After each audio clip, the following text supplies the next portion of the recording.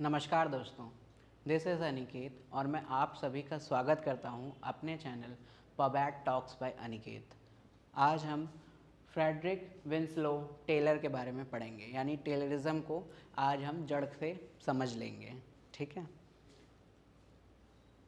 Taylor को जानने से पहले मैं ये बता दूं, ये मतलब ब्लाइंड थे और ये 2 कंपनीज़ में काम कर चुके हैं, इंजीनियर थे वहाँ पे।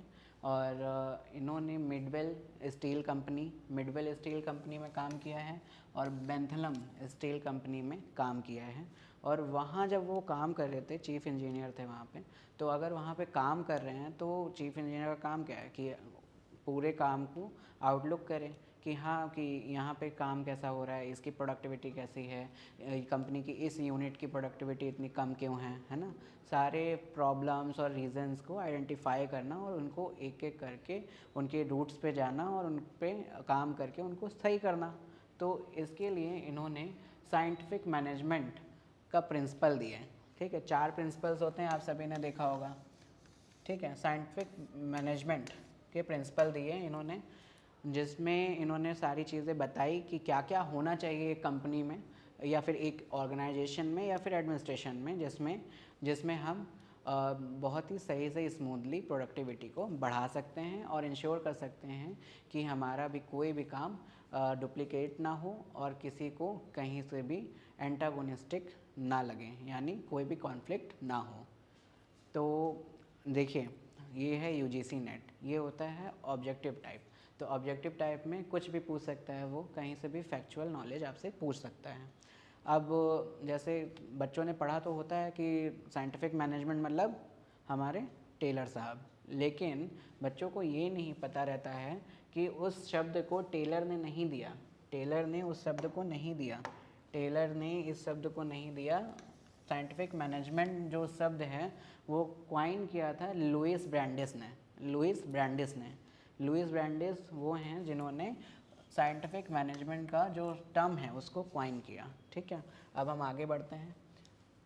जैसे मैंने बताया कि 2 कंपनीज़ में काम किया, मेडवेल और बेंथेलम। तो वहाँ पे क्या क्या इश्यूज़ उन्होंने देखे ये हम जानेंगे। सोल्डरिंग, हम इश्यूज़ अभी देखते हैं और उसमें फिर अंदर जड़ तक की जाते हैं। Soldering, antagonistic relationship, no fixed income, lack of standardisation. ठीक है, पहले इसकी बात करते हैं। सोल्डरिंग का मतलब होता है ऐसा एटीट्यूड बना लेना कि हमें काम कम करना पड़ जाए। ठीक है, ऐसा काम करना कि काम भी लगे लेकिन हमें काम करना भी नहीं, यानी काम करो या ना करो लेकिन काम की चिंता करो, वो वाला हाल है। सोल्डिंग का मतलब ये होता है कि आप अपनी जो कैपेसिटी है या एबिलिटी है उससे कम काम करते हो जब। ठीक है, जब उससे कम काम करते हो तो उसको बोलते हैं सोल्डरिंग। सोल्डरिंग को शायद स्कीविंग भी बोलते हैं, अब कुछ लोगों को शायद ना पता हो लेकिन स्कीविंग भी बोलते हैं। तो स्कीविंग सोल्डरिंग का ही एक मतलब है और इसका मतलब है कि अपनी पोटेंशियल, अपनी जो स्ट्रेंथ है उससे कम काम करना। ठीक है, और ये सोल्डरिंग मतलब नेचुरल भी हो सकती है, 2 टाइप की हो सकती है, नेचुरल और मैन मेड या आर्टिफिशियल। ठीक है, नेचुरल कैसे, अब मान लीजिए सोल्डरिंग मान लीजिए नेचुरल कैसे हो सकती है कि आपके मान लीजिए फीवर है या फिर आपकी तबीयत ख़राब है तो आप तो कम ही काम करोगे, कैपेसिटी चाहे जितनी भी हो। अगर मेरी कैपेसिटी है कि मैं एक दिन में 3 से 4 पेपर्स बना सकता हूँ और 4-5 लेक्चर्स ले सकता हूँ, लेकिन अगर मेरे फीवर है या फिर मुझसे खड़ा नहीं हुआ जा रहा है या फिर मुझे लग रहा है कि मैं आज नहीं पढ़ा पाऊँगा, मैं अगर नहीं ठीक हूँ तो मैं कैसे 4-5 लेक्चर लूँगा, मैं तो 1 या 2 लेक्चर लेके अपना फिर रेस्ट करूँगा ना। तो वो चीज़ होती है नेचुरल सोल्डरिंग में।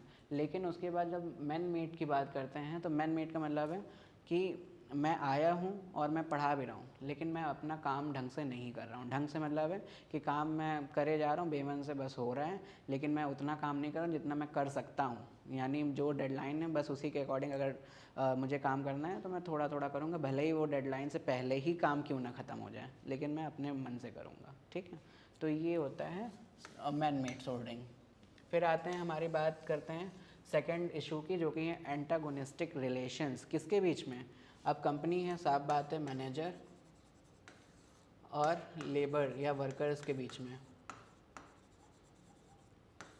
लेबर या वर्कर्स जो हैं और मैनेजमेंट, उनके बीच में एंटागोनिज़म था। एंटागोनिज़म का मतलब है कॉन्फ्लिक्ट जैसी सिचुएशन थी। दोनों एक दूसरे को देख के खिसियाते थे। साफ साफ समझ लीजिए, बहुत आसान शब्दों में बता रहा हूँ। खिसियाने का मतलब है कि वो एक दूसरे को नहीं देखना पसंद करते थे, क्योंकि उनको मैनेजमेंट को लगता था कि वर्कर्स काम कम कर रहे हैं, ठीक है, और वर्कर्स को क्या लगता था कि मैनेजमेंट अपने आप को सुपीरियर समझ रहा है और हमें इंफीरियर समझ रहा है और अपना एसी वाले रूम में बैठ के हमें केवल और केवल ऑर्डर्स देते हैं। तो इस वजह से इसको एंटागोनिज़म बोला गया, ठीक है। ये टर्म याद रखिएगा, ये कीवर्ड्स हैं, एंटागोनिज़म, सोल्डरिंग, स्कीविंग। अब आ जाते हैं थर्ड इशू में, जो कि है हमारा नो फिक्स्ड इनकम। अभी तक कोई भी फिक्स्ड इनकम नहीं थी, अभी तक कोई भी फिक्स्ड इनकम नहीं थी का मतलब है कि अभी क्या था कि जब मन हुआ मैनेजमेंट का तब फिक्स्ड, मतलब कोई भी इनकम दे दी उनको। वर्क चाहे 6 महीने हो जाएं, 7 महीने हो जाएं, तो उसके हिसाब से आपको पैसा मिलता था, लेकिन कोई फिक्स्ड इनकम नहीं थी कि मंथली इनकम होगी, सैलरी होगी, ठीक है। और उसके बाद में lack of standardisation. Lack of standardisation का मतलब है कोई भी प्रोसीजर नहीं था, कोई भी इस्टेब्लिश्ड रूल्स नहीं थे, है ना। बस जब भी मना है, जैसा मना है, आज मुझे मान लीजिए यूनिट 1 कराना है, लेकिन यूनिट 1 की बजाय यूनिट 2 करवा दिया, ठीक है। तो इस तरीके से आगे बढ़ते हैं। ये 4 इश्यूज़ हो गए। अब इनको देखते हुए हमने जो टेलर हैं उन्होंने 4 प्रिंसिपल्स दिए हैं। 4 प्रिंसिपल्स का मतलब है कि पहला प्रिंसिपल है ट्रू साइंस ऑफ वर्क। मतलब अब हमें एक best way, true science of work का मतलब है एक बेस्ट वे खोजना है अपने काम को डन करने का, ठीक है। अपने काम को करने का एक सबसे आसान, सबसे अच्छा, सबसे कामगार, टिकाऊ तरीका ढूंढना है, तो वो है हमारा साइंस ऑफ वर्क। इसके लिए उन्होंने 3-4 मेथड्स बताए कि हमें वर्क स्टडी करनी चाहिए, मोशन स्टडी करनी चाहिए, टाइम स्टडी करनी चाहिए, फैटिग स्टडी करनी चाहिए, ठीक है। उसके बाद में हमारा आता है प्रिंसिपल नंबर 2, जिसमें है scientific selection and progressive development. Scientific selection and progressive development of workman. मतलब आप कभी भी किसी का सिलेक्शन करो तो उसमें साइंटिफिक सिलेक्शन हो चाहिए, यानी मेरिट होनी चाहिए, उसमें क्वालिटीज़ होनी चाहिए, दो मतलब आपका इंटेलेक्चुअल क्वालिटीज़ तो होनी चाहिए, साथ में फिज़िकल क्वालिटीज़ भी होनी चाहिए। और उसके बाद में उसके ऊपर प्रोग्रेसिव डेवलपमेंट का काम करना, कि मतलब उसको वहीं उसी स्तर तक नहीं बनाए रखना, उसका करियर एडवांसमेंट और इसका इन सब के लिए स्किल्स को भी अपडेट करना। फिर थर्ड आ जाते हैं कि हमने ट्रू साइंस ऑफ वर्क ले लिया, प्लस हमने क्या कर लिया कि साइंटिफिक सिलेक्शन भी किया है और प्रोग्रेसिव डेवलपमेंट भी कर रहे हैं अपने वर्कमैन का। उसके साथ में ट्रेन्ड मैन, मतलब अब ट्रेन हो गया मैन, तो ये हमारा थर्ड बन गया और थर्ड प्रिंसिपल। और उसके बाद में फोर्थ आता है division of responsibility and work. पहले क्या था, केवल डिवीज़न ऑफ वर्क होता था, मतलब मैनेजमेंट अपना काम थोप देता था वर्कर्स के ऊपर और वर्कर्स को ना चाहते हुए भी करना पड़ता था, वर्कर्स की पूरी रिस्पॉन्सिबिलिटी हो जाती थी। लेकिन अब क्या है, इक्वल डिवीज़न कि मतलब वर्क दे रहे हो तो रिस्पॉन्सिबिलिटी भी लो कि हाँ ये काम होना चाहिए, ठीक है। तो मतलब दोनों के बीच में, मैनेजमेंट और वर्कर्स के बीच में डिवीज़न ऑफ रिस्पॉन्सिबिलिटी भी होनी चाहिए और वर्क भी होनी चाहिए। यहाँ पे ये प्रिंसिपल्स ख़त्म होते हैं। अब हम अपने दूसरे सेक्शन की ओर चलेंगे, जिसमें इन्होंने कौन से बुक्स लिखी हैं उनके बारे में बात करेंगे, क्योंकि यहाँ पे ये क्वेश्चंस पूछे जा सकते हैं। ये बहुत इंपॉर्टेंट है, इसको मार्क कर लेना या स्क्रीनशॉट ले लेना। मैं हटा जा रहा हूँ साइड में। पहली बुक इन्होंने लिखी है, ईयर वाइज दे रखा है, सबसे अच्छी बात है कि ईयर वाइज दे रखा है, ठीक है। सबसे पहली बुक है आ पीस रेट सिस्टम। 1895 यानी 1895। दूसरी बुक है इनकी शॉप मैनेजमेंट। इनकी दूसरी बुक है शॉप मैनेजमेंट 1903, ठीक है। फिर the art of cutting tools 1906। The principles of scientific management 1911। ये सबसे इंपॉर्टेंट बुक है, इसी में हमने प्रिंसिपल्स ऑफ साइंटिफिक मैनेजमेंट पढ़े। ये चारों बुक्स आपको याद होनी चाहिए, ये टेलर ने लिखी हैं, ठीक है।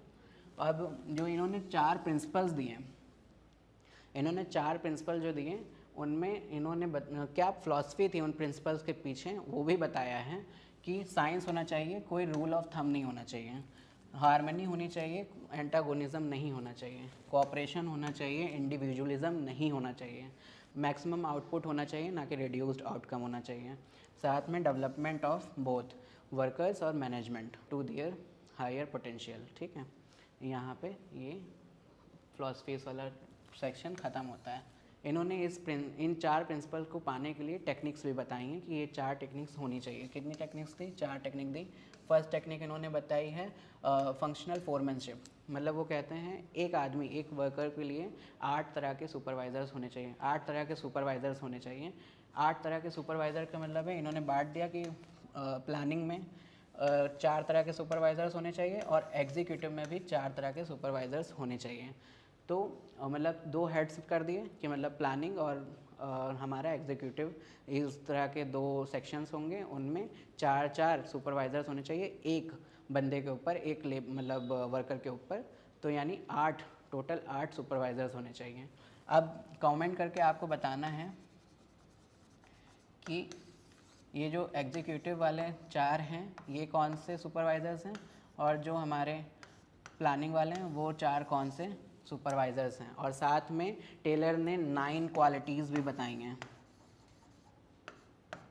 9 क्वालिटीज़ भी बताई हैं एक सुपरवाइज़र की, एक अच्छे सुपरवाइज़र की 9 क्वालिटीज़ बताई हैं। प्लीज़ कमेंट करके आप लोग ज़रूर बताइएगा। अब आ जाते हैं दूसरे टेक्निक पे, जो कि है एक्सेप्शन प्रिंसिपल। एक्सेप्शन प्रिंसिपल जो होता है वो सुपरविज़न और कंट्रोल के अंडर में होता है। ये कंट्रोल और सुपरविज़न मेथड से ही पहचान सकते हैं कि कौन सबसे अच्छा काम कर रहा है, कौन सबसे बुरा काम कर रहा है। मतलब मान लीजिए 10 लोग हैं, उनमें से 3 लोग बहुत अच्छा काम कर रहे हैं, बहुत फास्ट भाग रहे हैं, लेकिन 7 लोग बहुत कम काम कर रहे हैं। जो 3 लोग हैं वो क्या टेक्निक्स अपना रहे हैं वो हम देखेंगे और उसको हम 7 लोगों को बताएंगे। ठीक है, ये हो गया एक्सेप्शन प्रिंसिपल। और उसके बाद कैरेट एंड स्टिक पॉलिसी, जिसमें इन्होंने कहा कि जो 3 लोग अगर अच्छा काम कर रहे हैं तो उनको हम कैरेट, मतलब उनको हम मनी मोटिवेशंस देंगे। ठीक है, मनी मोटिवेशन देंगे मतलब इंसेंटिव्स बढ़ा देंगे। और उसके बाद में स्टिक का यूज़ करेंगे हम हमारे 7 वर्कर्स के लिए, मतलब उनकी जो सैलरी या वेजेस होंगे उनको कट कर देंगे और उनको काम के हिसाब से पैसा देंगे। ये 4th टेक्निक बोलता है डिफरेंशियल पीस रेट सिस्टम। मतलब सबकी सैलरी एक समान नहीं होनी चाहिए, अलग अलग होगी। ठीक है, उनके काम के मुताबिक होगी। अब इन्होंने कहा कि ये जो 4 प्रिंसिपल्स हैं और 4 टेक्निक्स हैं, 4 प्रिंसिपल और 4 टेक्निक्स जो दी हैं टेलर ने, वो अगर मिल जाएं, अगर चारों फुलफ़िल हो जाएं, 4 प्रिंसिपल और 4 टेक्निक्स, तो ये मेंटल रेवोल्यूशन रहेंगे। मेंटल रेवोल्यूशन टर्म जो है उसका सीधा सा डिस्क्रिप्शन है छोटा सा, कि ये जो टर्म है ये बताता है कि एक पॉजिटिव एटीट्यूड चेंज करना, जिसमें पॉजिटिव एटीट्यूड चेंज जो कि वर्कर्स के माइंडसेट में होगा टुवर्ड्स दियर मैनेजमेंट, कि मतलब मैनेजमेंट अच्छा काम कर रहा है, हमारे भले के लिए काम कर रहा है, वर्कर्स ऐसा सोचने लगेंगे। ये इनका कहना था। फिर उसके बाद हम क्रिटिसिज्म आ जाते हैं, देखते हैं। तो क्रिटिसिज्म में हम कह सकते हैं बहुत ही ज़्यादा मायोपिक था, मतलब छोटा, कि मतलब केवल लेबर्स को ही देख रहे हैं, मैनेजमेंट के लिए कुछ काम ही नहीं है टेलर का, और मायोपिक इसको बोला गया है। फिर उसके बाद मोनिस्टिक बोला गया। मोनिस्टिक इस वजह से क्योंकि ये केवल और केवल मनी मोटिवेशन का काम कर रहे हैं और कोई मोटिवेशन नहीं है। इन्होंने तो ह्यूमन कंडीशन, सोशल कंडीशन और साइकोलॉजिकल चीज़ों को भी नहीं देखा, साइकोलॉजिकल चीज़ों को भी निगलेक्ट किया, ऐसे इल्ज़ाम लगाते हैं लोग। उसके बाद में ये एटॉमिक थ्योरी है, और साथ में कैपिटलिस्ट को ये एक तरह से कैपिटलिस्ट को ये बढ़ावा दे रहे हैं, उनके लिए इन्होंने ये 4 प्रिंसिपल्स दिए, ये 4 टेक्निक्स दी, ताकि वो एक्सप्लॉइट कर सकें वर्कर क्लास को। ठीक है, ये कहना था मार्क्सिस्ट लोगों का। उसके बाद में मैनेजर इनसे भी दुखी थे। मैनेजर क्यों दुखी थे? अब मैनेजर इस वजह से दुखी थे क्योंकि इक्वल डिवीज़न ऑफ वर्क तो हुआ ही हुआ, साथ में रिस्पॉन्सिबिलिटी भी। अब मैनेजर्स की भी रिस्पॉन्सिबिलिटी, अब वर्कर्स के ऊपर नहीं डाल सकते कि वर्कर्स ने काम नहीं किया। अब एग्ज़ाम्पल इनके आज के समय पे हम देखें, अगर टेलर को समझने की बात करें तो टेलर के एग्ज़ाम्पल हम लोग देख सकते हैं। पे कमीशन, अभी 8th पे कमीशन आया है, मनी मोटिवेशन है ना, तो एक ये हो गया। हमारे जो इंडेक्स निकलते रहते हैं, सस्टेनेबल सिटी इंडेक्स और sustainable development index, health index है ना, वगैरह वगैरह, पॉल्यूशन इंडेक्स, ये सब जो हैं इंडेक्सेस, ये क्या शोकेस कर रहे हैं? ये शोकेस कर रहे हैं टेलरिज्म को, कि सब चीज़ों को उन्होंने देखा है, सब स्टैंडर्ड्स पे चेक किया है, तब जाके उन्होंने इतनी रैंकिंग दी है। आज का लेक्चर हम यहीं पर ख़त्म करते हैं, ठीक है, और नेक्स्ट लेक्चर में हम ज़रूर मिलेंगे। और आप लोग ऐसे ही अपना भर भर के प्यार दीजिए, हमें लाइक करें, सब्सक्राइब करें, और अपने फीडबैक ज़रूर कमेंट करें, और कमेंट सेक्शन में जो भी पूछा गया वो ज़रूर बताइए। Thank you so much.